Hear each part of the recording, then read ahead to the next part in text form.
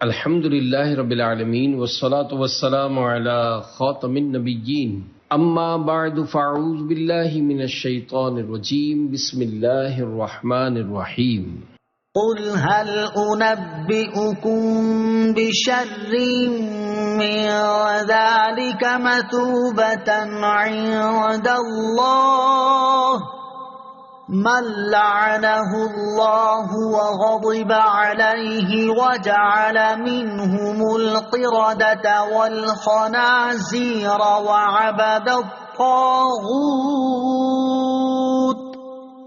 أولئك شر مكانا وأضل عن سواء السبيل۔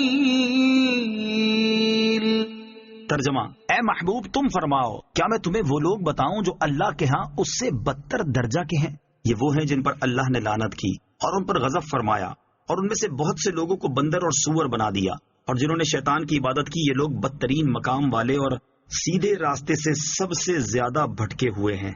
قل، اے محبوب تم فرماؤ، یہودیوں نے مسلمانوں سے کہا تمہارے دین سے بدتر کوئی دین ہم نہیں جانتے۔ اس پر فرمایا گیا کہ مسلمانوں کو تم صرف اپنے بغض و کینہ اور دشمنی کی وجہ سے ہی برا کہتے ہو، جبکہ حقیقت میں اصل بدتر تو تم لوگ ہو۔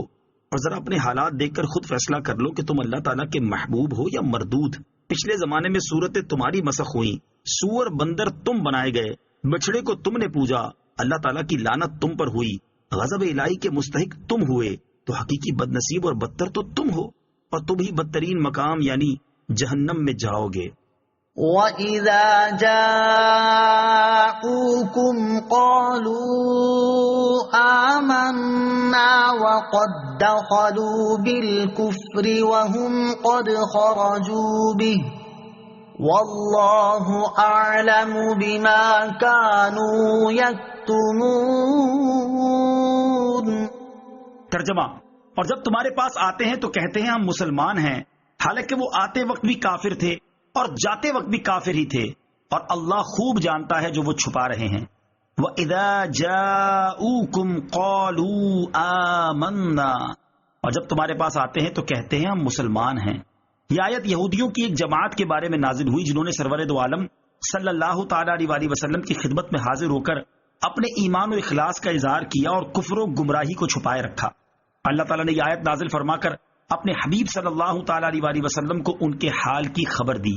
منافق بد اعتقادی کے ساتھ آتے تھے تو جیسے آتے ویسے ہی جاتے، اور صحابہ رضی اللہ تعالیٰ عنہ عقیدت و محبت کے ساتھ آتے تو فیض کے دریا سمیٹ کر جاتے تھے۔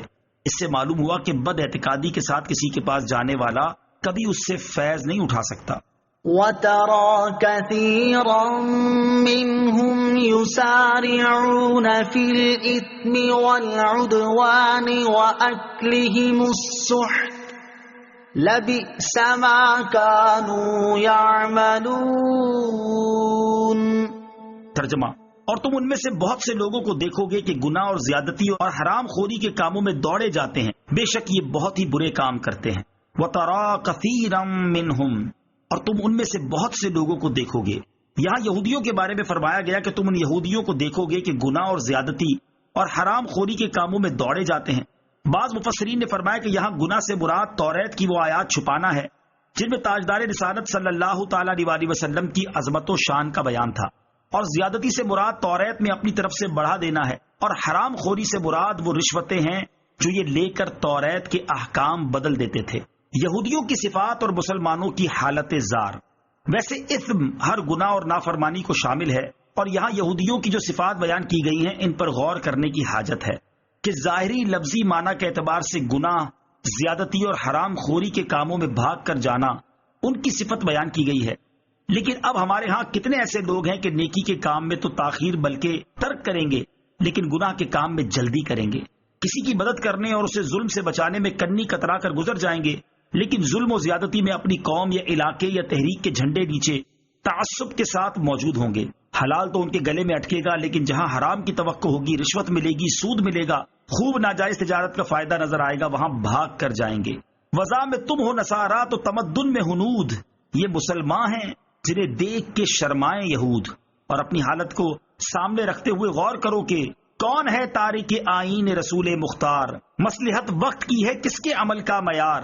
کس کی آنکھوں میں سمایا ہے شعار اغیار؟ ہو گئی کس کی نگاہ طرز سلف سے بیزار؟ اور اب تمہارا حال یہ ہے کہ قلب میں سوز نہیں، روح میں احساس نہیں، کچھ بھی پیغام محمد کا تمہیں پاس نہیں۔ صدق اللہ العظیم۔